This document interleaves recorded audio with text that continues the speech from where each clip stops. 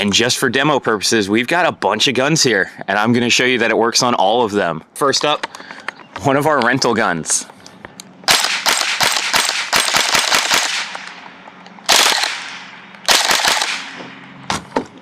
Well, that's pretty dope. An Arcturus PP19 with the clicky style trigger that Arcturus uses on all of its base model guns. This is not the upgraded one with the Perun in it.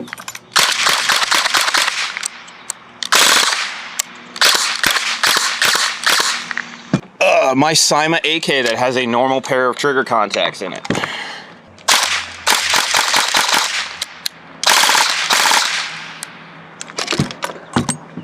A brand new Specna Arms Edge 2.0 with a gate aster installed.